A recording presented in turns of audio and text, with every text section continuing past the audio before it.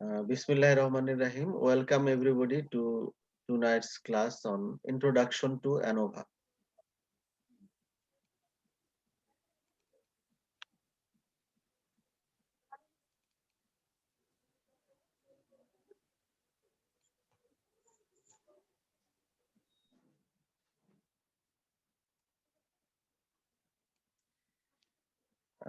ANOVA মানে analysis of variance. The procedure used to compare the mean of more than two groups is called analysis of variance or ANOVA. ANOVA deals with the association between numerical outcome variable and categorical variable exposed at three or more levels. For comparison of means among more than two groups, t-test is not appropriate because t-test compare only two groups at a time. t-test আমরা আগে পড়েছি যে যদি দুইটা গ্রুপের মধ্যে তুলনা করা হয়, দুইটা গ্রুপের মধ্যে কোয়ান্টিটেটিভ ডাটার তুলনা করা হয়, তাহলে আমরা t-test ইউজ করি। কিন্তু যদি দুইয়ের অধিক গ্রুপ হয় সেক্ষেত্রে করতে হয় ANOVA test. If there are three groups, it will be necessary to compare the first with second, first with third, and the second with third. অর্থাৎ গ্রুপ যদি দুইটার বেশি হয় তাহলে কি হয়, একটা গ্রুপকে প্রত্যেকটা গ্রুপের সঙ্গে তুলনা করতে হয়, তাহলে কম্পারিজন অনেকগুলা হয়। যেমন প্রথম গ্রুপের সঙ্গে দ্বিতীয় গ্রুপের, এটা একটা কম্পারিজন। আবার প্রথম গ্রুপের সঙ্গে তৃতীয় গ্রুপের, এটা একটা কম্পারিজন। আবার সেকেন্ড গ্রুপের সঙ্গে থার্ড গ্রুপের একটা কম্পারিজন। তাহলে এইভাবে তিনটা গ্রুপ হলে এরকম তিন রকমের কম্পারিজন। গ্রুপের সংখ্যা যদি আরো বেশি হয়, ৫টা ৭টা বা ১০-১৫টা হয়, তাহলে এরকম কম্পারিজনের সংখ্যা আরো বেড়ে যাবে। This will result in 3 separate statistical test. আসলে তিনটা গ্রুপ যদি হয় তাহলে তিনটা সেপারেট স্ট্যাটিস্টিক্যাল টেস্ট করতে হয় আসলে। Performing several tests will create more chance of rejecting a true null hypothesis and committing type 1 error বা false positive. কি কি কন্ডিশনে আমরা ANOVA ইউজ করব? Conditions for using ANOVA। এক্ষেত্রেও র্যান্ডম স্যাম্পলিং হতে হবে। Dispersion within group must be equal. Independent variable measured in nominal scale and dependent variable in numerical scale. Data needs to be quantitative and normally distributed. Unpair study design. তাহলে এই পাঁচটা condition যখন fulfil করবে তখন আমরা এই সিচুয়েশনে ANOVA test use করব। তো মেইন যেটা মনে রাখতে হবে, যদি মোর দেন টু গ্রুপস এর মধ্যে কম্পারিজন করা হয় তখন এই ANOVA লাগবে। মোর দেন টু গ্রুপ এবং সেই ডাটাটা হবে কোয়ান্টিটেটিভ, তাহলে আমরা সেই ক্ষেত্রে ANOVA টেস্ট করব। আর তাহলে এটাও মনে রাখতে হবে পাশাপাশি যে যদি দুইটা গ্রুপ হয় তাহলে কোয়ান্টিটেটিভ ডাটার ক্ষেত্রে আমরা কি টেস্ট করব, সেটা হচ্ছে টি টেস্ট। দুইয়ের অধিক হলে সেক্ষেত্রে আমরা ANOVA টেস্ট করব। এখন আমরা দেখি টাইপস অফ ANOVA। ANOVAর আবার কয়েক ধরনের টাইপ আছে। ওয়ান ওয়ে ANOVA হতে পারে, টু ওয়ে ANOVA হতে পারে, মাল্টিভেরিয়েট অ্যানালাইসিস অফ ভেরিয়েন্স বা MANOVA, অ্যানালাইসিস অফ কোভেরিয়েন্স বা ANCOVA এবং multivariate analysis of covariance MANCOVA। এই বিষয়গুলো একটু কঠিন লাগবে বা অনেকের কাছে একদম নতুন, কিন্তু আপনাদের হচ্ছে যে এগুলো পড়ে পড়ে একটু আত্মস্থ করতে হবে আর কি। তো প্রথমে আমরা দেখি ওয়ান ওয়ে অ্যানোভা কি। ওয়ান ওয়ে অ্যানোভার আরেক নাম হচ্ছে সিঙ্গেল ফ্যাক্টর অ্যানোভা।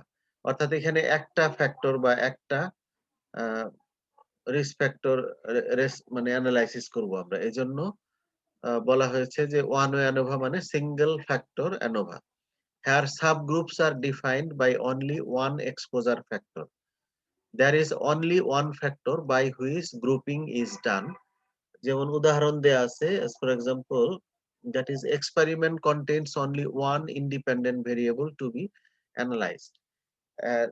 স্টাডি সাবজেক্টের মধ্যে যে গ্রুপ তৈরি হবে সেটাকে আমরা সাবগ্রুপ বলছি। এই সাবগ্রুপ তৈরি হবে একটা ইন্ডিপেন্ডেন্ট ভেরিয়েবলের এগেইনস্টে। যেমন উদাহরণ দেওয়া আছে যে comparison of blood pressure among three groups having three different diet. যে তিনটা গ্রুপের আলাদা আলাদা মানুষ, তারা এক একটা গ্রুপ এক এক ধরনের খাবার খাচ্ছে। তাহলে তাদের আমরা প্রেসার মেপে দেখলাম যে তাদের ব্লাড প্রেশারটা কেমন। তিনটা আলাদা আলাদা গ্রুপ এবং তাদের পার্থক্য হচ্ছে যে তারা একেক গ্রুপ একেক ধরনের ডায়েট খায়। অথবা এরকম হতে পারে comparison of blood pressure among 3 groups treated by 3 different drugs. যে তিনটা আলাদা আলাদা ওষুধ দিয়ে হাইপারটেনশনের ট্রিটমেন্ট করা হচ্ছে। একই ক্যাটেগরির হাইপারটেনশন যেটাকে তিনটা আলাদা আলাদা ড্রাগ দিয়ে চিকিৎসা করা হচ্ছে।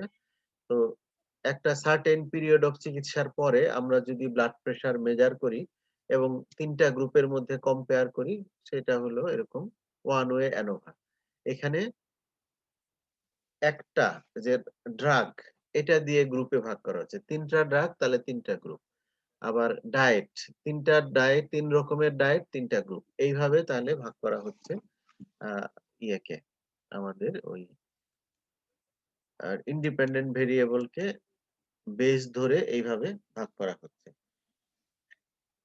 তাহলে যদি একটা এরকম ইন্ডিপেন্ডেন্ট ভেরিয়েবল এর উপর বেস করে এনালাইসিস করা হয় সেটা হচ্ছে ওয়ান ওয়ে অ্যানোভা বা single factor ANOVA. One way ANOVA means there is only one independent variable under direct study in experiment. There are two commonly experimental situations in which one-way ANOVA are used.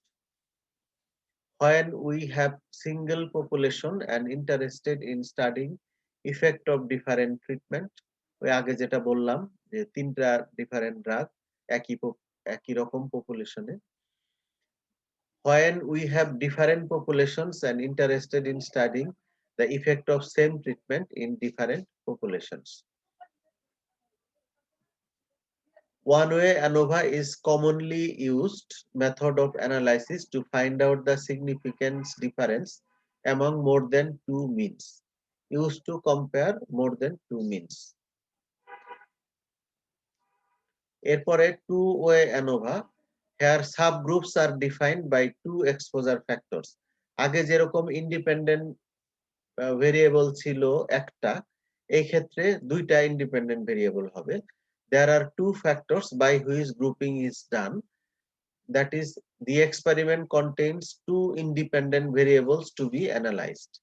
উদাহরণ দিলে এটা clear হবে যে effect of age and gender on blood pressure. যদি আমি শুধু age এর effect দেখতাম তাহলে ওয়ান ওয়ে অ্যানোভা হতো।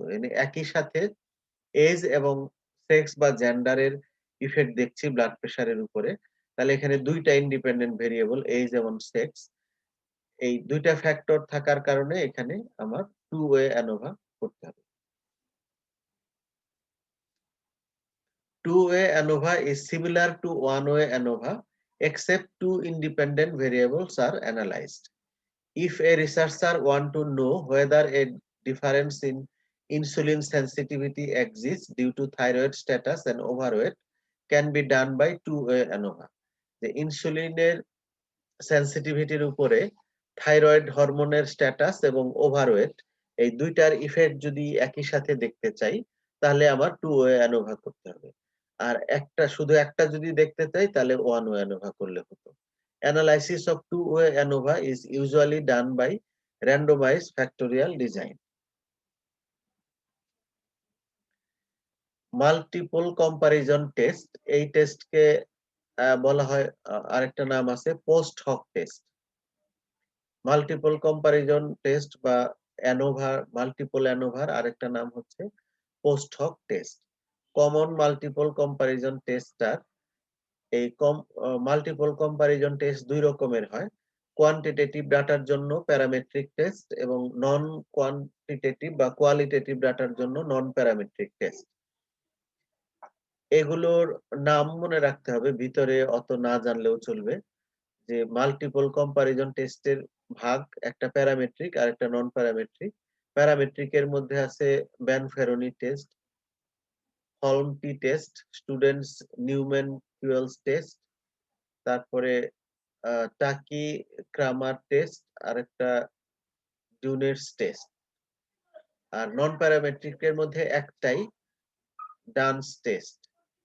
এখন এগুলো কমনলি করা হয় বেনফেরনি টেস্ট আর হলমটি টেস্ট, এই দুটাই কমনলি করা হয়, অন্যগুলো আমরা আমাদের দেশে অতটা করি না, শুধু এখানে নামগুলো জানলেই চলবে। এখন এই স্লাইডে একটা এক্সারসাইজ বা একটা প্রশ্ন দেওয়া আছে যে অ্যানোভা ম্যানুয়ালি কিভাবে করা যায় তার একটা উদাহরণ, অঙ্কটা এখানে করাই আছে। তো অ্যাকচুয়ালি এখন যেহেতু সবকিছু সফটওয়্যার বেস, আমরা SPSS দিয়েই অ্যানোভা টেস্ট করি। ম্যানুয়ালি করার ওরকম প্রয়োজন নাই, তবুও কনসেপ্ট নেয়ার জন্য একটা উদাহরণ এখানে দেওয়া আছে। এটার স্ন্যাপ নিয়ে নেন, দেখেন বোঝা যায় কিনা কিভাবে অ্যানোভা টেস্টের রেজাল্ট বের করতে হয়। সেটা কেউ যদি দেখতে চান এখান থেকে দেখতে পারেন, তবে এটা ম্যান্ডেটরি না। কারণ হচ্ছে এখন যেহেতু সফটওয়্যার বেস, আমরা ম্যানুয়ালি কোনো কিছু করি না। তো আজকের ক্লাসের টপিক ছিল ইন্ট্রোডাকশন টু অ্যানোভা। এখানে আসলে মনে রাখার মতো যে বিষয়টুকু, যে অ্যানোভার ইলাবোরেশন মনে রাখবেন যে অ্যানালাইসিস অফ ভেরিয়েন্টস। তারপরে এটা কি ধরনের টেস্ট? এটা একটা ডাটা অ্যানালাইসিস এর টুল, যেটা মোর দ্যান 2 গ্রুপস এর কম্পারিজনের ক্ষেত্রে ইউজ হয়। এই অ্যানোভা কোন কন্ডিশনে ইউজ করতে হয়? এই 5টা যে সিচুয়েশন বলা আছে, যে র‍্যান্ডম স্যাম্পলিং, ডিসপারশন গুলো ইকুয়াল হবে, ইন্ডিপেন্ডেন্ট ভেরিয়েবল গুলো নমিনাল স্কেলে, ডিপেন্ডেন্ট ভেরিয়েবল নিউমেরিক্যাল বা স্কেলে মাপতে হবে। তারপরে ডাটা কোয়ান্টিটেটিভ হবে এবং নরমাল ডিস্ট্রিবিউশন হবে, এবং স্টাডি ডিজাইন হবে আনপেয়ার্ড। পেয়ার ডিজাইনের ক্ষেত্রে পেয়ারটি টেস্ট করতে হয়, সেক্ষেত্রে অ্যানোভা টেস্টের প্রয়োজন হয় না। এই জন্য এই 5টা কন্ডিশন এটা মনে রাখবেন পরীক্ষার জন্য। আর টাইপস অফ অ্যানোভা টেস্ট, এটার 5 ধরন আছে: ওয়ান ওয়ে, টু ওয়ে, তারপরে ম্যানোভা, অ্যানকোভা, ম্যানকোভা। এই কয়টা টাইপ ইলাবোরেশন সহ এটা মনে রাখবেন। তারপরে একটু ইলাবোরেটলি বলাও আছে, ওয়ান ওয়ে অ্যানোভা বা সিঙ্গেল ফ্যাক্টর অ্যানোভা, তারপরে টু ওয়ে অ্যানোভা একটু বিস্তারিত বলা আছে। এগুলো দেখে, উদাহরণগুলো দেখে বোঝার চেষ্টা করবেন, অত বেশি মুখস্থ করার কোনো দরকার নাই। আর মাল্টিপল কম্পারিজন টেস্টের নামগুলো জেনে রাখবেন। এখানে একটু বানানগুলো কেয়ারফুলি করবেন যাতে বানান ভুল না হয় রিটেনে যদি আসে।